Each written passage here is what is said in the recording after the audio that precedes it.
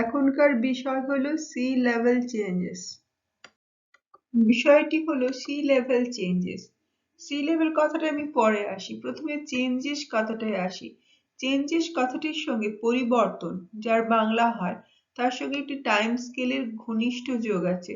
Changes always unit of টাইমে তার ব্যাখ্যা করা হয়। এখানে টাইম কথাটার অনেক বড় অর্থ যুক্ত। জিওলজিক্যাল টাইম স্কেলে যদি আমি পৃথিবীর কথা ভাবি বা পৃথিবীর কথা ভাবার ক্ষেত্রে জিওলজিক্যাল টাইম স্কেল অত্যন্ত প্রাসঙ্গিক, কারণ এটা পৃথিবীর যে কন্টিনেন্টের এবং ওশানের পজিশনে যে কন্টিনিউয়াস চেঞ্জ তার ব্যাখ্যা দেওয়া হয় জিওলজিক্যাল টাইম স্কেলে। তাহলে একটা জিনিস পরিষ্কার, পৃথিবীর ল্যান্ড মাস এবং কন্টিনেন্টাল মাস আর নট ফিক্সড, মানে ocean surface, ocean mass, ocean position আর নট ফিক্সড। এটা যদি আমি জিওলজিক্যাল টাইম স্কেলের পার্সপেক্টিভে দেখি, সেটা এভার চেঞ্জিং। যদি আমরা আর্কিয়ান, প্রোটোলজিক, প্যালিওজয়িক, মেসোজয়িক যুগ থেকে আজকের আধুনিক কোয়াটার্নারি বা অ্যানথ্রোপোসিনে এসে পৌঁছয়, পৃথিবীর শেপ আর সাইজ অফ দ্য ওশেন পরিবর্তন হয়েছে। এর সঙ্গে সঙ্গে সি লেভেলেরও পরিবর্তন হয়েছে। তাহলে সি লেভেল পরিবর্তনকে জাস্টিফাই করতে গেলে, বুঝতে গেলে টাইম স্কেলে ব্যাখ্যা করা খুব প্রয়োজন। প্রথমত, পৃথিবীর সমস্ত টেরেস্ট্রিয়াল ফেনোমেনা কিন্তু ever dynamic. Obviously ocean surface এবং সি লেভেলের ওঠানামা অত্যন্ত পরিবর্তনশীল এবং নিয়ত, এটা এভার ডায়নামিক। তাহলে এটা সি লেভেলে রাইজও হতে পারে বা ফলও হতে পারে, এটা কোনোদিনই খুব দীর্ঘ সময় পিরিয়ডের জন্য স্ট্যাটিক নয়। এরপরে আসছি, যদি সি লেভেল চেঞ্জকে বুঝতে হয়, তো সি লেভেল চেঞ্জকে বোঝার জন্য তার তিনটে রেফারেন্স পয়েন্টের সাহায্যে আমরা বোঝবার চেষ্টা করব। প্রথমটা হলো সি লেভেল কে বোঝার জন্য volume of ocean water. Volume of ocean water depend করে কিসের ওপর? না, ওশেন এরিয়ার উপর নির্ভর করে। ওশেন এরিয়ার পরিবর্তনকে বুঝতে হবে। আমি এখানে বলে রাখি যে ওশেন এরিয়া নিয়ত পরিবর্তনশীল। প্যালিওথেসিসের শেপ সাইজ, নিওথেসিসের শেপ সাইজ এবং আধুনিক যুগে ইন্ডিয়ান ওশেনের শেপ সাইজ কিন্তু আলাদা। তাহলে টাইম স্কেলের সঙ্গে সঙ্গে ওশেনের এরিয়া অ্যান্ড রিলেটেড ওয়াটার ভলিউমও কিন্তু পরিবর্তনশীল। দ্বিতীয়টা হচ্ছে যে ওয়াটার কন্টেন্ট, কতটা জল সমুদ্র বেসিনে আছে তার ভলিউমের পরিমাণ, সেটাও কিন্তু ক্লাইমেট এবং টেকটনিক অ্যাক্টিভিটিস এর উপর নির্ভরশীল, সেটাও পরিবর্তনশীল। আর থার্ড হচ্ছে টাইম স্কেল, এটা শর্ট টাইম পিরিয়ডে হতে পারে বা জিওলজিক্যাল টাইম স্কেলের মতো লং টাইম স্কেলেও হতে পারে। তাহলে সি লেভেল চেঞ্জকে বোঝার জন্য আমরা water ocean area, ocean water volume এবং একটা শর্ট এবং লং টাইম স্কেলের পার্সপেক্টিভে বোঝার চেষ্টা করব। সি লেভেলের পরিবর্তনের ইতিহাস অত্যন্ত দীর্ঘ। এটা আমরা জিওলজিক্যাল টাইম স্কেল থেকে যদি দেখি, পৃথিবীর আর্লি হিস্ট্রি থেকে এখনো পর্যন্ত সি লেভেল নিয়ত পরিবর্তনশীল। The magnitude of timing of sea level, কখন কিভাবে কতটা সি লেভেলের পরিবর্তন হবে, that is the magnitude and timing of the sea level is extremely variable, নিয়ত পরিবর্তনশীল। কখন কোথায় কিভাবে পরিবর্তন হবে সি লেভেলের, সেটা বোঝা খুব শক্ত। আর সি লেভেল চেঞ্জেস দুটো ঘটনার সঙ্গে যোগ আছে পৃথিবীর, একটা হচ্ছে টেকটনিক অ্যাক্টিভিটিস, একটা হচ্ছে ক্লাইম্যাটিক হিস্ট্রি। এই দুটোর সঙ্গে ঘনিষ্ঠ যোগ আছে সি লেভেল চেঞ্জের। সি লেভেল চেঞ্জের যে বুঝবার উপায়, সেটাকে টাইম স্কেলে তিন ভাগে বুঝতে পারি। একটা হচ্ছে short term, intermediate term, long term. Short টার্মটা মোটামুটি ভাবে প্রতিদিনের পরিবর্তন থেকে 1 বছরের অবধি পরিবর্তন। ইন্টারমিডিয়েট 1 বছর থেকে 10 বছরের অবধি পরিবর্তন। লং টার্ম একেবারে 10 বছরের বেশি থেকে জিওলজিক্যাল টাইম স্কেলে সি লেভেলের পরিবর্তন। এবারে বলে আসি শর্ট টার্ম চেঞ্জেস কি। শর্ট টার্ম চেঞ্জেস মূলত ডেইলি অ্যান্ড সিজনাল পরিবর্তন। সাপোজ এটা যদি কন্টিনেন্ট ধীরে ধীরে ঢালু হয়ে সমুদ্রে মিশছে, সাপোজ এটা হচ্ছে সমুদ্র সি লেভেল, সি লেভেলের এটা হচ্ছে ফিক্সড লেভেল, এই ফিক্সড লেভেলটাকে বলা হয় datum. Suppose this term marks is datum, D for datum বা বেস লেভেল। তো দেখা যায় প্রতিদিন হাই টাইডের সময় জল এত দূর আসে, জল এত দূর আসে অ্যান্ড জল এই লাইন বরাবর আসে এবং জল এই লাইন বরাবর ম্যাক্সিমাম ফল হয়। তাহলে range of the temperature, range of the sea level হচ্ছে এখান থেকে এতটা। তো এটা হচ্ছে বেস লেভেল। সি লেভেলের পরিবর্তন মানে এই বেস লেভেলে যদি কোনো পরিবর্তন ঘটে, সেটাকে বলি সি লেভেল চেঞ্জেস। আর এই যে daily changes, that is the due to the tidal changes, that is the diurnal changes of sea level. Daily এই হাই টাইড অ্যান্ড লো টাইডের সময়, স্পেশালি নিফ টাইড অ্যান্ড স্প্রিং টাইডের সময় এবং পূর্ণিমা অমাবস্যার সময় একটা রেগুলার রেঞ্জ আছে, ধরো সেই রেগুলার রেঞ্জটা হচ্ছে এইটা, বেস লেভেলের উপর ওঠানামা করে তাকে বলছে ডাইনুরাল রেঞ্জ বা টাইডাল। এবং seasonal, monsoon, pre monsoon, post monsoon এই তরঙ্গের ভ্যারিয়েশন হয় এবং সি লেভেল রাইজ অ্যান্ড ফল হয়। বাট এটা কিন্তু সি লেভেলের হাই টাইড বা লো টাইডের সময়, বাট এই যে পার্মানেন্ট যে ডেটাম লেভেল, যে পার্মানেন্ট যে বেস লাইন, সেটার কিন্তু উল্লেখযোগ্য পরিবর্তন ঘটে না। যদি পরিবর্তন ঘটে সেটা শর্ট টার্ম পরিবর্তনের ক্ষেত্রে তার ব্যাখ্যা দেওয়া হয়ে থাকে। ইভেন সিজনালের ক্ষেত্রে, যেমন নর্থ অ্যান্ড সাউদার্ন হেমিস্ফিয়ারে যখন higher summer, early winter, early spring, তখন কিন্তু আমাদের সি লেভেলের একটু ফ্লাকচুয়েশন হয়ে থাকে। That is the seasonal to decadal changes of sea level rise or fall. তাহলে short term sea level changes হচ্ছে due to regular phenomena, due to tidal changes, due to surface wave, storm, and even the extreme event like the tsunami that ওইটা কখন অকস্মাৎ ঘটনাটা ঘটে থাকে, সেগুলো কিন্তু short term phenomena of sea level changes. এরপরে আছে ইন্টারমিডিয়েট, এটা 1 থেকে 10 বছর বা decadal and interannual to decadal. Suppose আমরা একটা এক্সাম্পল নিতে পারি, এল নিনো অ্যান্ড লা নিনা ফেজ, এটা 7 থেকে 10 বছরের ভিতরে রিপিটেশন হয় এবং সমুদ্রের জলের চেঞ্জ হয়ে যায়। প্যাসিফিক এবং ইন্ডিয়ান ওশানে খুব কমন ফেনোমেনা। সমুদ্রের লেভেলে নেগেটিভ অথবা পজিটিভ রাইজ অথবা ফল হয়ে থাকে 20 থেকে 30 সেন্টিমিটার পর্যন্ত। এটাকে আমরা ইন্টারমিডিয়েট চেঞ্জ বা অ্যানুয়াল টু ডিকেডাল চেঞ্জের ভিতরে বা ইন্টারমিডিয়েট টাইম স্কেলে এর ব্যাখ্যা নিতে পারি সি লেভেল চেঞ্জেসের। সি লেভেলের যে পরিবর্তন, সেটা যেমন আমরা শর্ট টাইম স্কেল বা 24 আওয়ার্সের যে টাইডাল এফেক্টের সঙ্গে যে সি লেভেলের পরিবর্তন, সেটা যেমন জানতে পারবো, সিজনাল চেঞ্জ যেমন জানতে পারবে, সেরকম লং টার্ম স্কেলও আমি জানতে পারতে পারি বা আলোচনা হতে পারে। সেটাকে 3 ভাগে ভাগ করা হচ্ছে according to geological time scale, that is cyclic time scale. 1 million years is equal to 1 unit in cyclic time scale. We are all familiar যে ডেভিসের যে ক্ষয়চক্র, সে সাইক্লিক টাইম স্কেলে তার পর্যালোচনা হয়ে থাকে।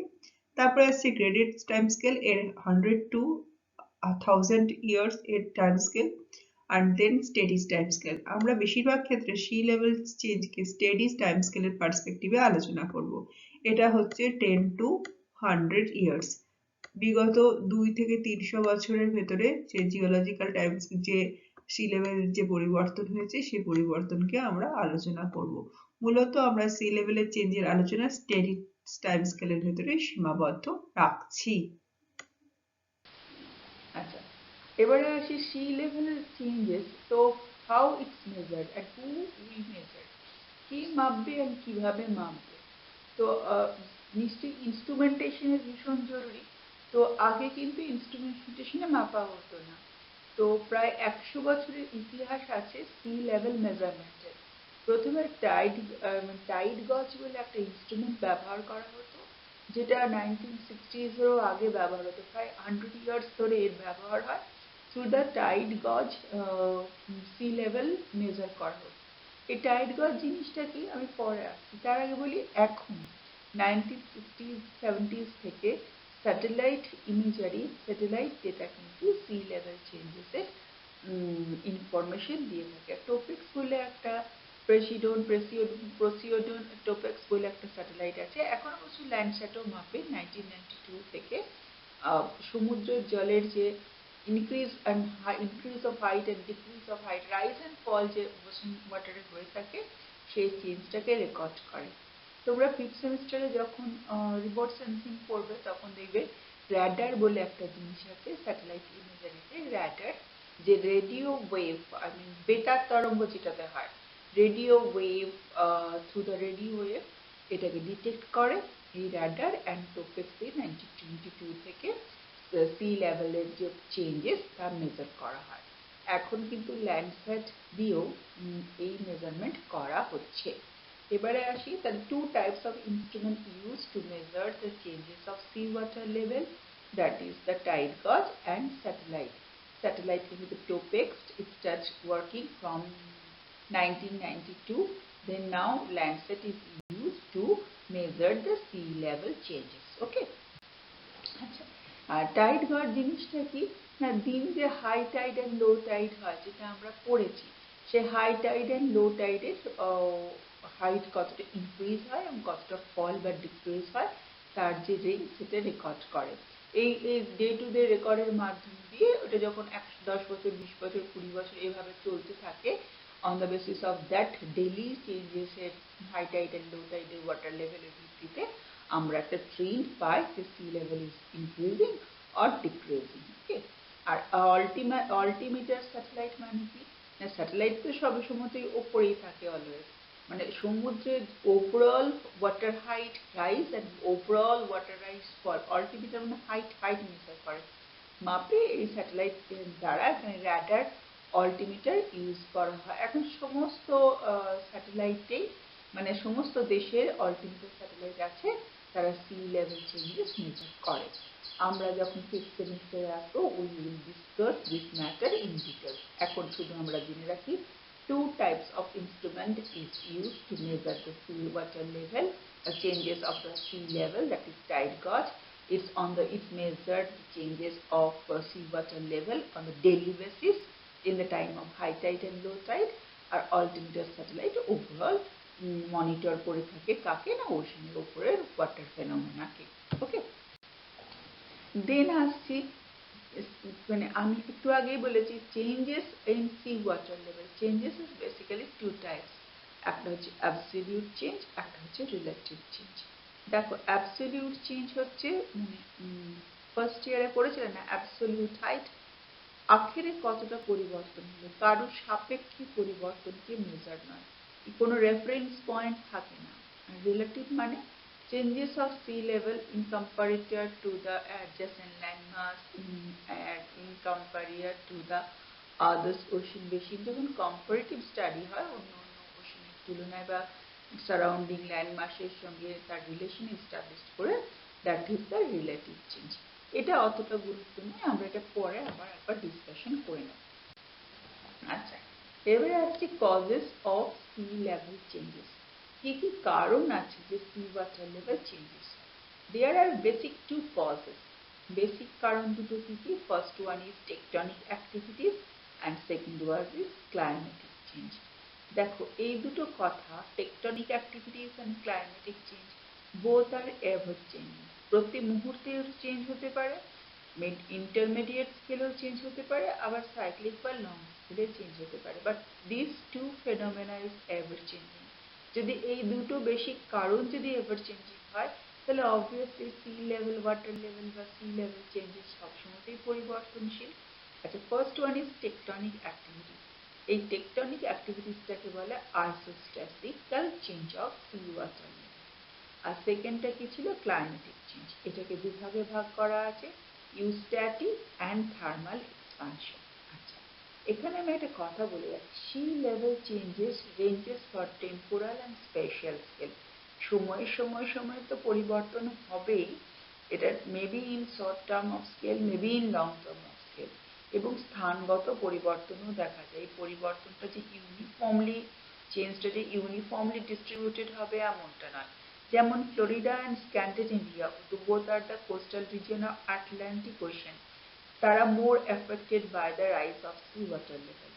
As such, Indian Ocean, Somalia and African coast ততখানি প্রভাবিত নয় যতখানি আটলান্টিক আর Florida and Florida coast and Scandinavian coast. Okay, তাহলে this is the special characteristic of sea level changes. তাহলে এই লাইনটা ভীষণই গুরুত্বপূর্ণ, sea level changes on a range of temporal and spatial variation. আচ্ছা, first one was the tectonic বা isostatic changes of sea water level. This change occurred due to the geological activities, due to tectonic activities, due to volcanicities, যদি বা due to continental motion, due to মহাদেশের নরণচরণের কারণে যদি এই রকম কোনো সমুদ্রতলের পরিবর্তন হয়, তাকে বলে টেকটনিক বা আইসোস্ট্যাটিক।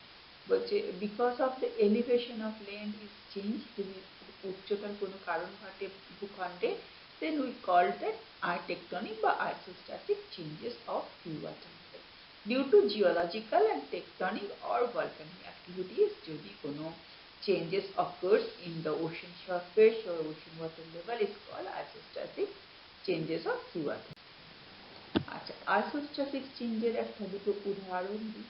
দেখো, রিমুভাল অফ লোড কিরকম, ধরো মানে কিরকম জিনিসটা, তোমার মাথার উপর অনেক ভার চাপানো আছে, যদি কোনো কারণে ভার অপসারিত হয়, ওয়েট কমে যায়, যে ভীষণ ওয়েট চাপানো আছে, তোমার মাথা একটু হালকা বোধ করবে। হালকা বোধ করলে কি হতে পারে, সেখানে টেকটনিক হতে পারে, অ্যাক্টিভিটিস হতে পারে, ভলকানিসিটি হতে পারে, mild earthquake, those are the very common phenomena. তেমন যদি ঘটনাটা ঘটে তাহলে সেটা সি লেভেল রাইজ অথবা ফলে বা সি লেভেলের চেঞ্জের কারণ হতে পারে। ফার্স্ট ওয়ান, আইসোস্ট্যাটিক বা টেকটনিকের প্রথমটা কি, due to the removal of load, যদি ওপর থেকে ভার অপসারিত হয়। বলছে ডিউরিং দ্য আইস এজ, খুব আমরা যে আইস দেখছি এই গ্রিনল্যান্ড আলাস্কায়, সেগুলো কোয়াটিনারি আইস, মানে লাস্ট প্লিস্টোসিন যুগে এটা জমা হয়েছিল।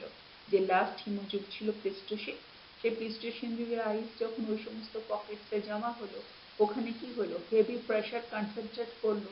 প্রেশার কনসেন্ট্রেট করলে কি হবে, ওখানে কি হলো না, ভূখণ্ড খানিকটা বসে গেল due to heavy pressure and earthquake. তাহলে কি হলো, যে সারাউন্ডিং স্ক্যান্ডিনেভিয়া ইত্যাদি অঞ্চলের সি ওয়াটার লেভেলে তার প্রভাব পড়লো। সেকেন্ডটা হচ্ছে এপিরোজেনিক মুভমেন্ট। এপিরোজেনিক মুভমেন্ট কথাটার মানে হচ্ছে ভার্টিক্যাল আর horizontal movement of the land mass. এটা কিন্তু টেকটনিক অ্যাক্টিভিটি। তোমরা জানো কি জানি না, স্পেনের উপকূল একদিকে হিলে গেছে, আমাদের সুন্দরবন আপলিফটেড হয়ে সমুদ্রের আপলিফটেড পার্ট হয়ে তৈরি হয়েছে, আর পরে পরিটলি ভরাট হয়েছে। এগুলোর এক্সিস্টেন্স, এগুলো তৈরি হওয়ার মূল কারণ বিহাইন্ড দ্যাট ল্যান্ডমাস কিরকম আছে না, এপিরোজেনিক মুভমেন্ট। তো এপিরোজেনিক মুভমেন্ট হলে সেখান থেকে সমুদ্র অপসারিত হয়েছে, তাহলে সেখানে সি ওয়াটার লেভেলে চেঞ্জ হয়েছে। তাহলে ফার্স্ট হচ্ছে রিমুভাল অর লোড, সেকেন্ড হচ্ছে epeirogenic movement, vertical or horizontal upliftment, vertical upliftment or fall of land masses. স্পেনে হয়েছে, আমাদের সুন্দরবনে হয়েছে, যে কোনো উদাহরণ ব্যবহার করতে। আর থার্ডটা তো আমরা খুব জানি, ওরোজেনিক মুভমেন্ট, হরাইজন্টাল মুভমেন্ট, যেটা ফোল্ডিং এর জন্য indispensable to fold formation of fold mountain. তো ওরিজিনিক মুভমেন্টের জন্য কিন্তু সি লেভেলের চেঞ্জ হয়ে থাকে। এর উদাহরণ আমরা ছোট্টবেলা থেকে জানি, কিরকম, আমাদের তেথিস ছিল, তার আগে প্যালিওতেথিস ছিল, তারপরে নিওতেথিস হলো, তারপর তেথিস ক্লোজড হয়ে গেল, অ্যান্ডিওসেনক্লাইনে হিমালয়ান ওরোজিন স্টার্ট হলো, and remnant of Tethys Mediterranean sea হিসেবে অবস্থান করলো, এবং আলটিমেটলি আমরা সাউদার্ন পার্ট অফ ইন্ডিয়াতে ইন্ডিয়ান ওশেন পেলাম। এই যে ঘটনাগুলো ঘটলো, কেন ঘটলো না, due to the orogenic movement of the land masses. Paleotethys আর নিওতেথিসের এরা ক্রস করলাম কেন, due to the orogenic movement. এগুলো, এই যে ফেজগুলো গেছে, those are the long term changes in the ocean basin as well as the ocean water level বা sea water level. Okay? তাহলে টেকটনিকের তিনটে গুরুত্বপূর্ণ পার্ট, একটা হচ্ছে মানে লোড রিডিউসড হওয়া, কোনো কারণে আইস টাইস মেল্টিং হওয়ার কারণে লোড যদি কমে যায়। সেকেন্ডটা হচ্ছে এপিরোজেনিক মুভমেন্ট, যেমন সুন্দরবন অ্যান্ড স্পেনে হয়েছিল, and last one is the orogenic movement, যেমন তেথিসের ক্ষেত্রে হয়েছিল। এই তিনটে আইসোস্ট্যাটিক কারণে কিন্তু সি লেভেল চেঞ্জ হতে পারে। এবারে আসছি ক্লাইমেট চেঞ্জ। এটা খুব সেন্সিটিভ ইস্যু, কারণ ক্লাইমেট চেঞ্জের কারণে কিন্তু বা গ্লোবাল ওয়ার্মিং অ্যান্ড ক্লাইমেট চেঞ্জের কারণে কিন্তু সি লেভেল পরিবর্তন হয়েছে। এটা তো তোমরা ছোটবেলা থেকে পড়ে আসছো। একে দু তিনটে ভাগে ভাগ করছে। প্রথম হচ্ছে থার্মাল এক্সপানশন। আচ্ছা, এটা তো তোমরা জানো, কোনো জিনিস ভীষণ গরম হয়ে গেলে, স্পেশালি সেটা যদি তরল পদার্থ হয়, তার ভলিউম বেড়ে যায়। না, দুধের নিচে হিট দিলে দুধ কিরম ফুলে ওঠে, কিরম সোয়েলিং হয়ে যায়, ফুলে ওঠে না। তো জলের ক্ষেত্রেও সেই ঘটনাটা ঘটে, দেখা যায় স্যালাইন ওয়াটারের ক্ষেত্রে ঘটনাটা ঘটে। যদি কোনো কারণে সোলার রেডিয়েশন আর অ্যাটমসফিয়ারিক টেম্পারেচার বেড়ে যায়, কারণগুলো আমি আলোচনা করছি না, কারণ সেটা পার্ট অফ গ্লোবাল ওয়ার্মিং। এখানে আমাদের ফোকাস অফ ডিসকাশন হচ্ছে সি লেভেল চেঞ্জেস। যদি কোনো কারণে সোলার রেডিয়েশন বা টেম্পারেচার অফ অ্যাটমসফিয়ার কখনো বেড়ে যায়, তাহলে কি হয়, the swelling of ocean water হয়। সোয়েলিং অফ ওয়াটার যদি কন্টিনিউয়াস হতে থাকে, সেটা কি করবে, জল ফুল মানে উঠলেই থাকবে, ফুলেই থাকবে, তখন সেটা কি করে না, সেটা কিন্তু সি লেভেলের ইনক্রিজ বা হাইট বাড়াতে সাহায্য করে। আর একটা কথা দেখো, গ্লোবাল ওয়ার্মিং দুটো জিনিস করে থাকে। একটা হচ্ছে কি, add water from the melting of ice sheet and glacier, পৃথিবীর উষ্ণতা বেড়ে যাওয়ার জন্য যেসব প্লিস্টোসিন পার্মানেন্ট আইসিয়নগুলো আছে, পার্মানেন্ট মানে permanent from the Pleistocene era, সেগুলো মেল্টিং স্টার্ট হয়। অ্যান্ড দি সেকেন্ড হচ্ছে expansion of sea water when it's warm, গরম জিনিসটা ফুলে ওঠে। তাহলে গ্লোবাল ক্লাইমেট থার্মাল এক্সপানশনের জন্য, গ্লোবাল ক্লাইমেটিক চেঞ্জ থার্মাল এক্সপানশনের জন্য খুব রেসপন্সিবল।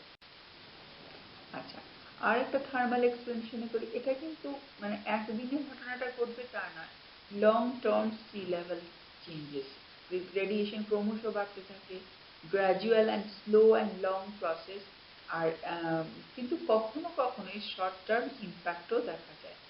বলছে water expand if it's worms and contract when it's cools, যখন গরম হয় তখন ফুলে যায়, অ্যান্ড যখন ঠান্ডা হয় তখন সংকুচিত হয়। দ্যাট আর ওর কি সোয়েলিং অফ ওয়াটার হয়ে যায়। সোয়েলিং অফ ওয়াটার হয়ে যায় কেন? Due to radiation, gradual changes of radiation. তাহলে থার্মাল এক্সপানশনের পেছনের কারণটা কি না, গ্লোবাল ওয়ার্মিং, তার জন্য কিন্তু সি লেভেল পজিটিভ চেঞ্জ বা হাইট বাড়তে থাকে। থার্মাল এক্সপানশনের কটা উদাহরণ দিই। 1971 থেকে 2010 পর্যন্ত বলছে অ্যাভারেজ কন্ট্রিবিউশন ফ্রম থার্মাল এক্সপানশনের জন্য 0.8 মিলিমিটার পার ইয়ার করে সমুদ্রের জলস্তরের উচ্চতা বেড়েছে। 1993 থেকে 2010 পর্যন্ত 1.1 মিলিমিটার পার ইয়ার করে জলস্তরের উচ্চতা বেড়েছে ডিউ টু থার্মাল এক্সপানশন। বলছে 40 and 34% global sea level changes due to thermal expansion. তাহলে atmospheric heat বা solar radiation is very important causes for the thermal expansion, and thermal expansion এর জন্য sea level water increase করেছে।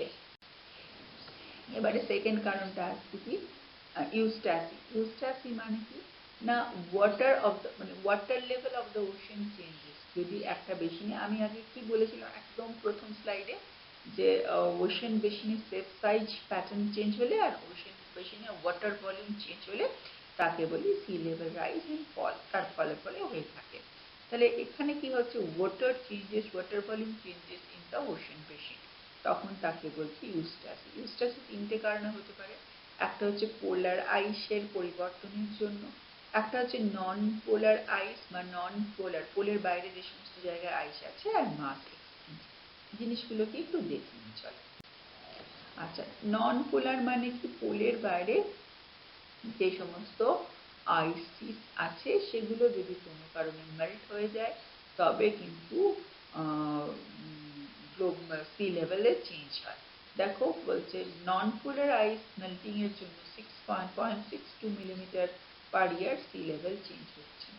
আর 1993 থেকে 2010 এর ভেতরে যদি তুমি হিসেব ধরো, তাহলে 0.76 মিলিমিটার পার ইয়ার চেঞ্জ হচ্ছে, সি লেভেলের ইনক্রিজ হচ্ছে due to non polar glacial melting আর গ্লেসিয়াল রিট্রিটের কারণে সি লেভেল এর ক্রমশ উচ্চতা বাড়তে পারে।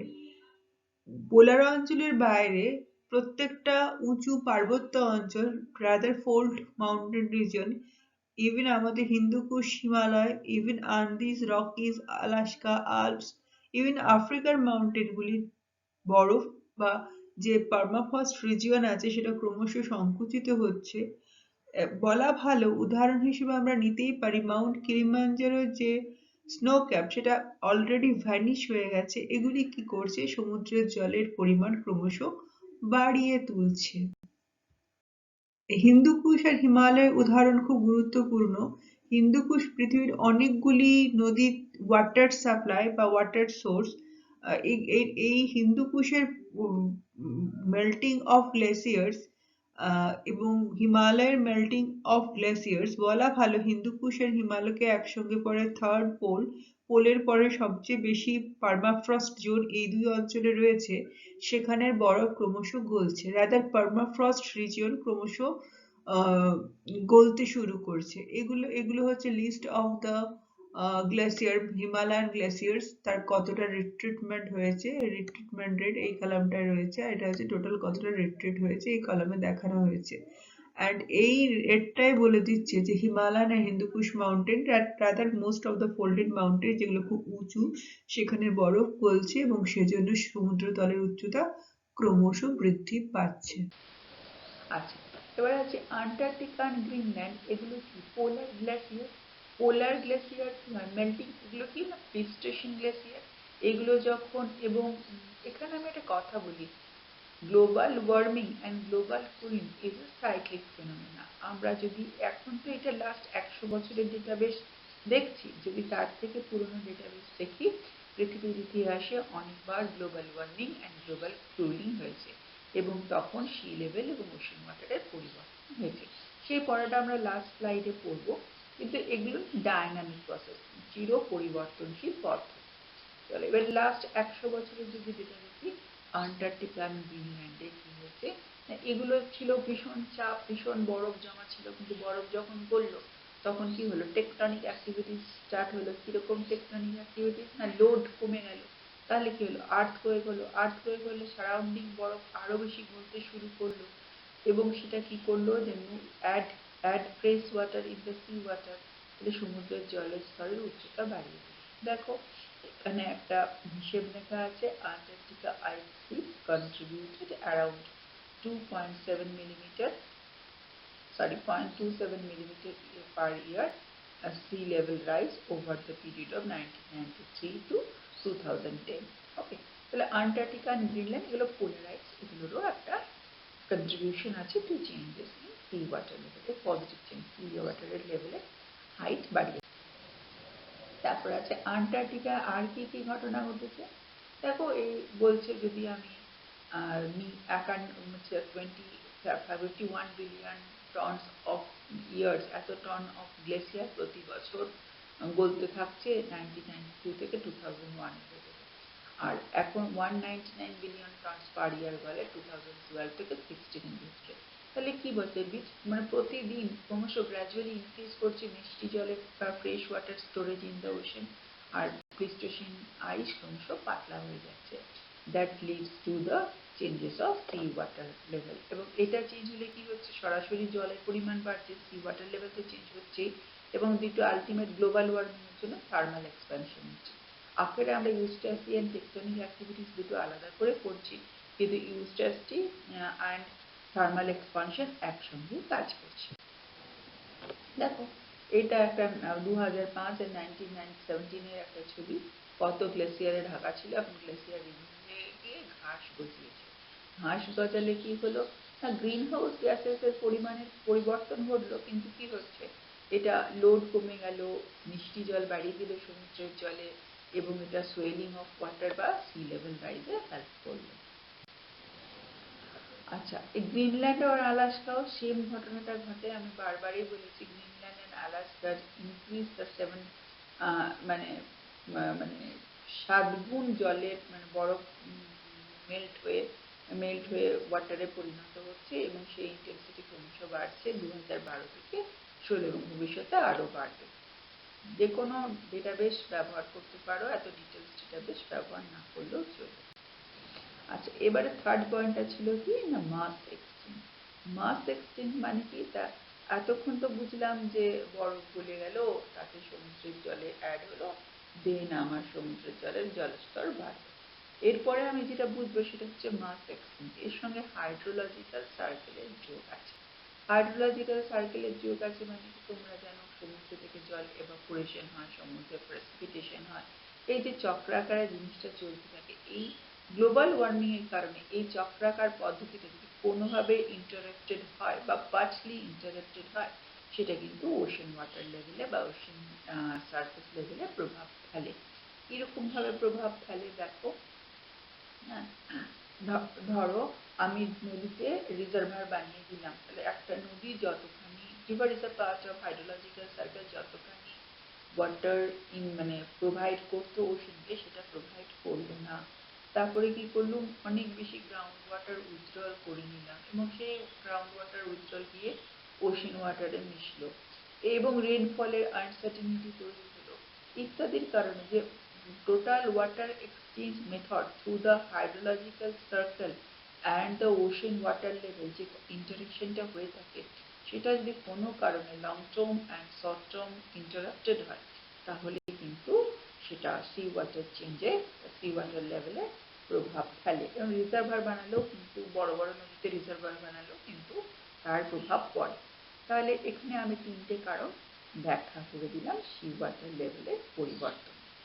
খুব সংক্ষেপে sea level changes rather এখানে increasing trend of sea level বাস্তবিক পক্ষে দুটো ইন্ডিকেটরে মাপা হয়, একটা হচ্ছে সোয়েলিং অফ ওশান ওয়াটার যেটা ডিউ টু থার্মাল এক্সপানশনের জন্য হয়ে থাকে বা ক্লাইমেট চেঞ্জের জন্য, আর দ্বিতীয়টা হচ্ছে মেল্টিং অফ আইস। অবভিয়াসলি এটার কারণ হচ্ছে ক্লাইমেট চেঞ্জ, তার জন্য কি হচ্ছে increased in the level of sea water. আর থার্ড যে কারণ সেটা হচ্ছে due to tectonic activities, this is the third reason, কারণে কিন্তু সি লেভেলের পরিবর্তন হয়ে থাকে।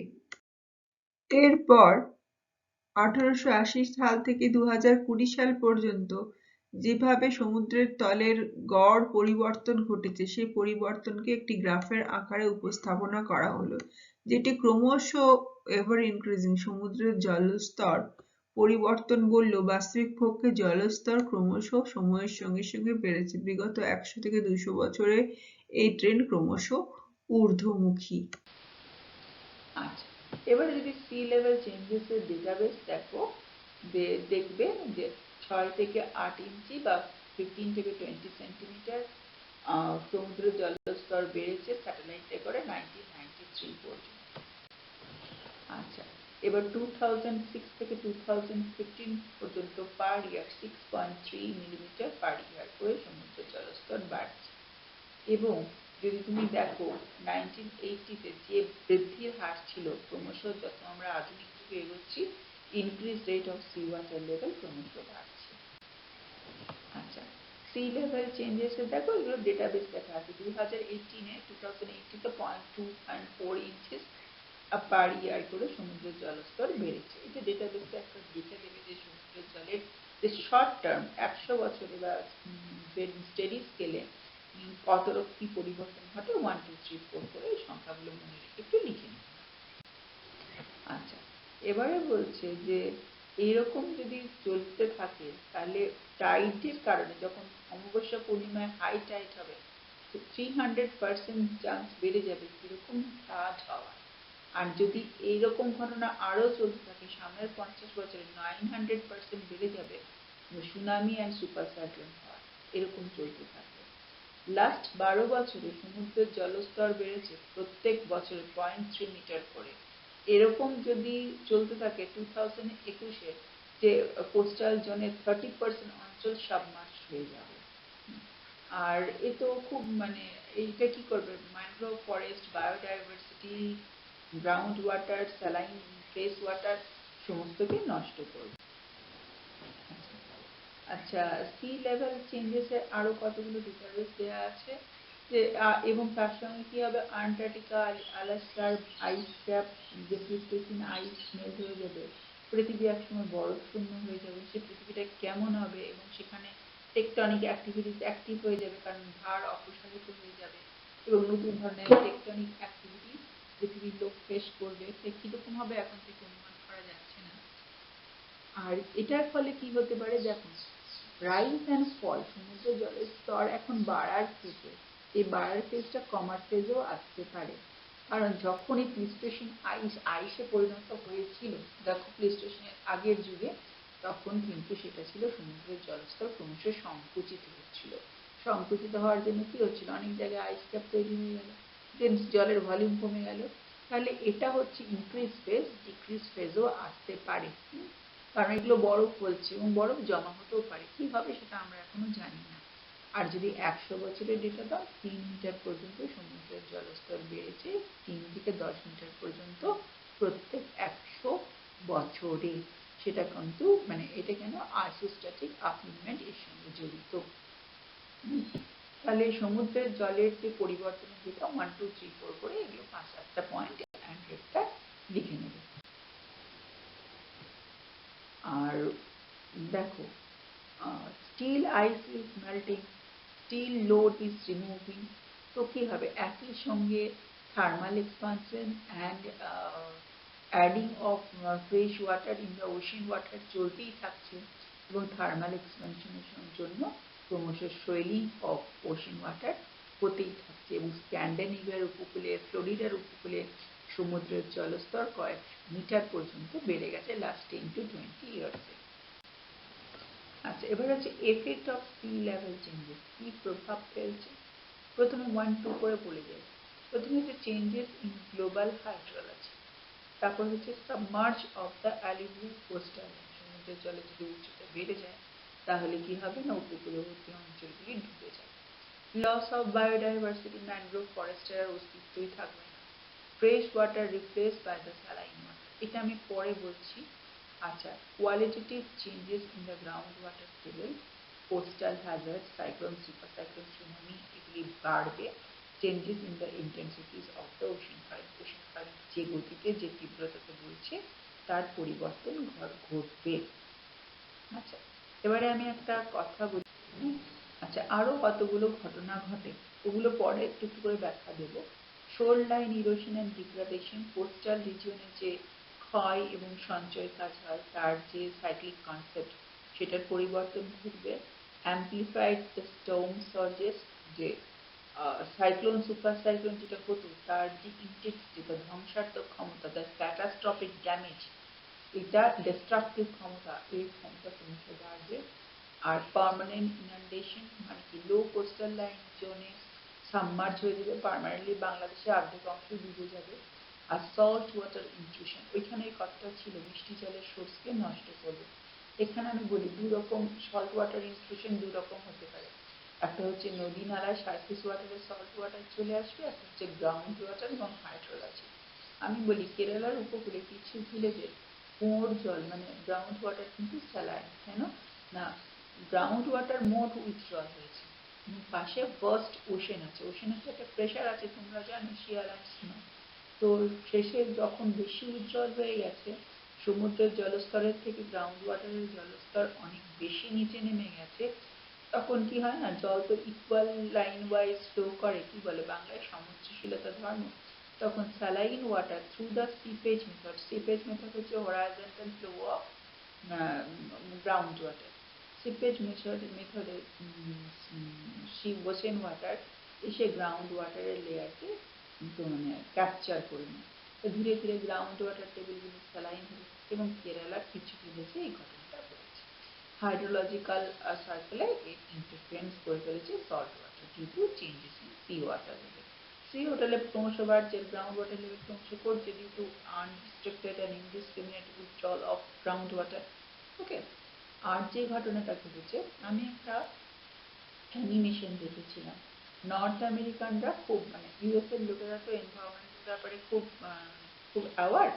সেটা কিরকম ছিল, ওদের সেন্ট লরেন্স বলে একটা নদী আছে না, সেন্ট লরেন্স নদী কি করেছে না, 5 লেকস, ইলিগান, অন্টারিও, উরি, সুপিরিয়রে 5 লেকসকে কানেক্ট করে দিয়ে আটলান্টিক সাগরে বা হাডসন বে, আমাদের যেমন বঙ্গোপসাগর সেরকম আটলান্টিক মহাসাগরের উপসাগর হাডসন বে করেছে। এবারে 5টা লেকস কি না, ফ্রেশ ওয়াটার, মিষ্টি জলের হ্রদ, আর সেন্ট লরেন্স নদীও মিষ্টি জলের নদী। এবারে কি হচ্ছে, সমুদ্রের জলস্তর ক্রমশ বাড়ছে, বাড়লে কি হবে না, সেন্ট লরেন্স নদীতে যে ফিয়র্ড যে মুখ আছে সে মুখ দিয়ে হাই টাইডের সময় জল ঢুকতে শুরু করবে। জল ঢুকবে, প্রথমে যত দিন দিন উচ্চতা বাড়তে থাকবে তত দিন দিন বেশি পরিমাণে জল সেন্ট লরেন্স নদী দিয়ে মেইন কন্টিনেন্টের দিকে ঢুকতে থাকবে, এবং যখন সুনামি হবে, সার্জেস হবে, হাই টাইড হবে, প্রথমে কি হবে, ফার্স্ট যে লেকটা আছে সেই লেক পর্যন্ত জল যাবে, সেকেন্ডে কি হবে, সেকেন্ড লেক পর্যন্ত জল যাবে, এবং সেন্ট লরেন্স নদীর যে কোস্টাল জোন সেখানটা ফ্লাড হয়ে যাবে, এবং ফ্লাডের জল বাকি বাকি মিষ্টি জলগুলোর কাছাকাছি গিয়ে পৌঁছবে, এবং তারপরেও যদি সমুদ্রের জলস্তর বাড়তে থাকে থ্রু দ্য সেন্ট লরেন্স নদী, সেন্ট লরেন্স নদীটাকে ভর করে যে increase level of ocean water level of Hudson বে বা আটলান্টিক মহাসাগরের যে জলস্তর বাড়বে, সে জলস্তর খুব স্লো মোশনে 10 to 20 ইয়ার্স সময় নেবে, ধীরে ধীরে 1 2 3 4 5 করে প্রত্যেকটা লেককে, যে 5টা লেক আছে সুপিরিয়র ইরি অন্টারিও, এই লেকগুলিতে প্রবেশ করবে এবং সেই জল কখনোই বেরিয়ে এসে সমুদ্রে এসে মিশতে পারবে না এবং পুরো অঞ্চলটা পঞ্চহদ লেকটা 5 লেক জোনটা কি হবে, ধীরে ধীরে ফ্লাড এফেক্টেড হয়ে যাবে, flood by the oceanic water and ধীরে ধীরে 5টা জলের যে লেকের যে ফ্রেশ ওয়াটার ধীরে ধীরে কনভার্টেড হয়ে যাবে কিসে, স্যালাইন ওয়াটারে। তাহলে it will diminish the fresh water storage of the land মাসেস। কত বড় সমস্যা, গ্রাউন্ড ওয়াটার তো নষ্ট করবে এবং কোস্টাল জোন ফ্লাড করে করে ধীরে ধীরে মেইন কন্টিনেন্টের ফ্রেশ ওয়াটারকে নষ্ট করবে এবং পঞ্চলক লেকের লোকের মানুষেরা মানে গভর্নমেন্ট খুব প্রসেস মানে নুন জলের পেনিট্রেশনকে আটকানোর জন্য। আচ্ছা, নুইসেন্স ফ্লাডিং কিরকম, বম্বেতে ফ্লাড হচ্ছে, এখানে ফ্লাড হচ্ছে, যেখানে ফ্লাড হওয়া উচিত নয়, সুপার স্টর্ম, হারিকেন মাইকেল, মানে যেসব নতুন সাইক্লোন, সুপার সাইক্লোন হচ্ছে তার ইন্টেন্সিটি ক্রমশ বাড়বে। আমেরিকা গভর্নমেন্ট সেগুলোর নাম দিয়েছে নুইসেন্স ফ্লাডিং। ওগুলো ওখানে ফ্লাড হওয়া উচিত ছিল না, এমন জলোচ্ছ্বাস হলো নদী ছাড়াই সেই অঞ্চলে ফ্লাড হয়ে গেল। নুইসেন্স মানে অসুবিধাজনক পরিস্থিতি, এই নুইসেন্স ফ্লাডিং কিন্তু সামনের 100 বছরে বাড়বে। আচ্ছা, এফেক্ট অফ সি ওয়াটার লেভেলে এই আগের কারণগুলো ছাড়াও আরো কতগুলো কারণ আছে, সেগুলো একটু পড়ে নাও। Changes of the volume of mid oceanic ridge, আটলান্টিকে যে মিড ওশেনিক রিজ আছে সেখানে পরিবর্তন ঘটবে। পরিবর্তন কেন ঘটবে না, due to accumulation of sediment of the ocean floor. কি হয়, যত মিষ্টি জল মুছবে, যত বরফ গলবে, তত সেডিমেন্ট জমা হবে কোথায় না, ওশেন বেসিনে। তাহলে ওশেন বেসিনের যে কনফিগারেশন, যে মরফোলজি, তার পরিবর্তন ঘটবে। আর এটা কি করতে পারে না, ইম্প্যাক্ট অফ ওরোজেনেসিস পদ্ধতিকে প্রভাব ফেলতে পারে। আর একটা কি হতে পারে, যে স্মল ওশেন বেসিনগুলো আছে সেগুলো কিন্তু ভ্যানিশ হয়ে যেতে পারে। কিভাবে আমি পরে আলোচনা করছি। আর জিওয়েডাল এফেক্ট অফ হাইপোথিসিস, যে সমুদ্রের জলস্তর জিরো ধরে যে আমরা সমুদ্রের স্তরের উচ্চতা জিরো ধরে যে হিসেব করি জিওয়েডের, সেই হিসেবে একটা গড়মিল দেখা যাবে। আচ্ছা, dying of small ocean basin এর প্রসঙ্গে বলে রাখি, মেডিটেরিয়ান সি আছে না, মেডিটেরিয়ান সি এমনি খুব অগভীর অ্যালংগেটেড স্যালো রিভার, এবং মেডিটেরিয়ান সিতে যদি এভাপোরেশন রেট বেড়ে যায়, গ্লোবাল ওয়ার্মিং হলে তো এভাপোরেশন বেড়ে যাবে এবং কি হবে, দুদিকে সেডিমেন্ট লোড বেড়ে যায় এবং টেকটনিক অ্যাক্টিভিটিস যদি চলতে থাকে এবং তার চারপাশে যদি মেল্টিং অফ আইস হতেও থাকে, সেটা মেইন আটলান্টিক ওশেনের ওয়াটার লেভেল বাড়বে এবং ধীরে ধীরে মেডিটেরিয়ান সি আলটিমেটলি কি হবে, মানে আলটিমেটলি ক্লোজড হয়ে যাবে যদি সব পদ্ধতিগুলো একসঙ্গে থাকে। অথচ আটলান্টিকের কোস্টাল রিজিয়নের ওশেন ওয়াটার লেভেল ক্রমশ বাড়তে থাকবে। সি ওয়াটার লেভেলের পরিবর্তন সমুদ্রের জলের লবণতা এবং সালিনিটিতে প্রভাব ফেলবে। সেই লবণতা সালিনিটির প্রভাব সমুদ্রের জলের ডেনসিটিকে প্রভাবিত করবে। ডেনসিটিকে প্রভাবিত হলে সমুদ্রের সার্কুলেশনের সঙ্গে অ্যাটমসফিয়ারিক প্রেসারের যে ইন্টারেকশন, তার প্যাটার্নের পরিবর্তন ঘটবে। সমুদ্রের ওয়াটার ডেনসিটির পরিবর্তন ঘটলে তার সাথে সাথে ওশেন কারেন্টের ভেলোসিটিরও পরিবর্তন ঘটবে এবং এই ওশেন কারেন্টের পরিবর্তন ঘটলে বা ভেলোসিটির পরিবর্তন ঘটলে পিলিং আপ ওয়াটার হতে থাকবে। পিলিং আপ ওয়াটার কথাটার মানে কি না, যেদিকে বাতাস অতি দ্রুত বেগে বইবে সেদিকে গিয়ে লো ডেনসিটির ওয়াটার আর সোয়েলিং হবে, লো ডেনসিটির ওয়াটার ফুলে উঠবে। এইগুলি ultimately threat of coral biomes. Coral যে বায়োমস, সমুদ্র উপকূলবর্তী অঞ্চলে যে কোরাল রিফের ফর্মেশন, কোরাল বায়োমস, তার কিন্তু great barrier reef, coral reef, fringing reef, এগুলি একটি সমস্যা বা সমস্যার মুখোমুখি হবে। আর আলটিমেটলি এটা riverine system, riverine ecology, riverine biodiversity, rather coastal যে মরফোলজি, সেগুলিকে একটি থ্রেটের মুখে ফেলবে। আচ্ছা, এগুলো অল্প অল্প ব্যাখ্যা করা আছে, এবার দেখে নেব।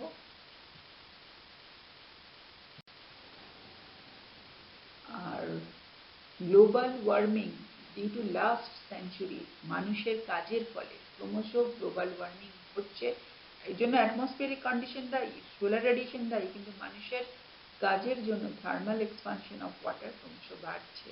তাহলে এখন যদি আমার যে অবস্থাটা আছে সেটা যদি স্টেবিলাইজড করতে হয়, তো অ্যানথ্রোপোসেন মানে মানুষের অ্যাক্টিভিটিসকে বা অ্যানথ্রোপোজেনিক অ্যাক্টিভিটিসকে কিছুটা স্কেল বা নিয়ন্ত্রিত করতে হবে, নাহলে গ্লোবাল ওয়ার্মিং আটকানো যাবে না। গ্লোবাল ওয়ার্মিং না আটকানো গেলে ওশেন লেভেল চেঞ্জ আটকানো যাবে না। আর রিভার ইকোলজিতে কিন্তু সি লেভেল রাইজ খুব প্রভাব ফেলবে, কারণ রিভার ড্রেনেজ বেসিন কিন্তু হাইড্রোলজিক্যাল ইউনিটে খুব গুরুত্বপূর্ণ বিষয়। যে হাইড্রোলজিক্যাল ইউনিটকে যদি সি লেভেল চেঞ্জেস তো প্রভাব ফেলবে, তাহলে রিভার মরফোলজি, যে রিভারগুলো লেট সেনোজোইক যুগ থেকে ক্রিটাসিয়াস যুগ থেকে বইছে, সেই ড্রেনেজগুলো কিন্তু ভয়ঙ্কর সৃষ্টি হবে। Flood zone, drought zone, geomorphology, high tide, low tide, তার যে বায়োডাইভার্সিটি, যে এস্টুয়ারি জোন বা mouth zone of the river basin will undergo submerge. ও কোস্টাল জোন ডুবে যাবে, আমাদের সুন্দরবন ডুবে যাবে, গাঙ্গেয় নদীর মোহনা ডুবে যাবে, গোদাবরী নদীর মোহনা ডুবে সমুদ্রের তলায় চলে যাবে। আমি এখানে একটা উদাহরণ দিই।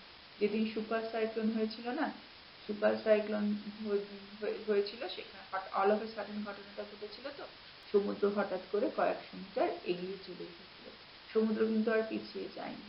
এই ঘটনাটা যে ঘটেছিল এটা কিন্তু সি লেভেল রাইজের ফল। এবং তোমরা জানো কিনা জানি না, দক্ষিণ ভারতে হাম্পির কাছে রথাকৃতির 7টা মন্দির ছিল, এবং ওইটা পুরনো হ্যাবিটেড এরিয়া। 7টা টেম্পলের জন্য ভিতরে 6টা কিন্তু সমুদ্রের গর্ভ। সমুদ্র আর পিছিয়ে যায়নি। তাহলে সমুদ্র মানে এরিয়াল এক্সটেনশন হবে ওশানে, এবং এখন একটা নাকি বেঁচে আছে। যাদের কাছে পুরনো ছবি আছে তুমি দেখতে পারবে। তো কেন? Because of sea level changes. এখানে আমি আর একটা হিস্টোরিক্যাল উদাহরণ দিই। কোস্টাল ইকোলজি এন্ড রিভার ইকোলজিতে ভীষণভাবে প্রভাব ফেলে। তোমরা জানো কিনা জানি না, দ্বারকা ছিল গুজরাটে। গুজরাট হচ্ছে কোস্টাল জোন। মাইথোলজিতে দ্বারকা নগরী উল্লেখ আছে। দ্বারকা নগরী 7th টাইম বিল্ড হয়েছিল, কারণ 7th টাইম বিল্ড হওয়ার কারণ হচ্ছে 6 time submerged by the ocean water. সমুদ্রের জলায় চলে গেছে। মানে উই আর, এগুলো বলার মানে কি, we are in the phase of sea level rise. Sea level, sea water level ক্রমশ বাড়ছে।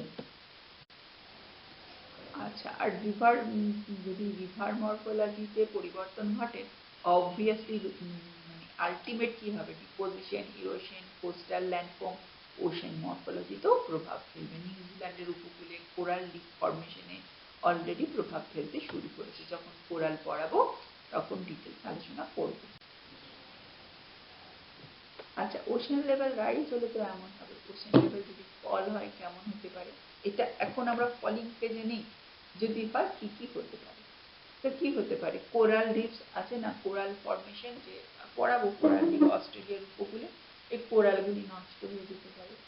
কন্টিনেন্টালের যে রিভার যে মরফোলজি, যে এস্টুয়ারি জোন তৈরি করেছিল, সেই এস্টুয়ারি জোন ভ্যানিশ হয়ে গিয়ে ডিপ চ্যানেল জোন অবস্থান করতে পারে।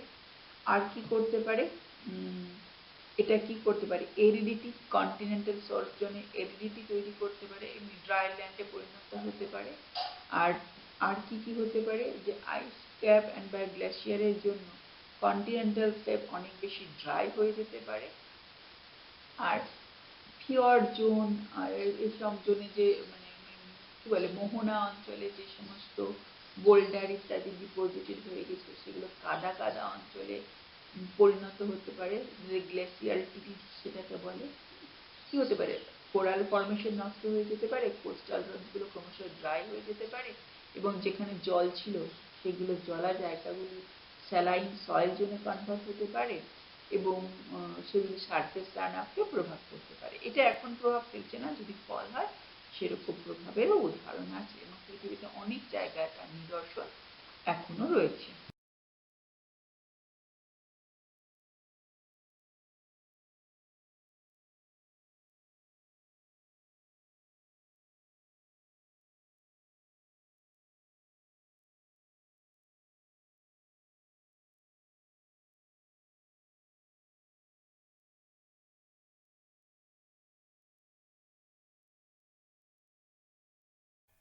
বিগত দশকে যে হারে গ্লোবাল ওয়ার্মিং এর জন্য যে হারে সি লেভেলের পরিবর্তন হচ্ছে বা রাইজ হচ্ছে, সেটা যদি জারি থাকে, অব্যাহত থাকে তাহলে সামনের 3 দশক পর আমরা যে অবস্থাটা ফেস করব সেটা এই সামনে একটা চার্টের আকারে দিয়েছে ক্লাইমেটিক সেন্ট্রাল বলে একটা নিউজ এজেন্সি অ্যান্ড জার্নাল 2050 সালের ভেতরে চায়নার 67 মিলিয়ন পিপল জলের তলায় থাকবে, যেটা এখন হ্যাবিটেট এরিয়া।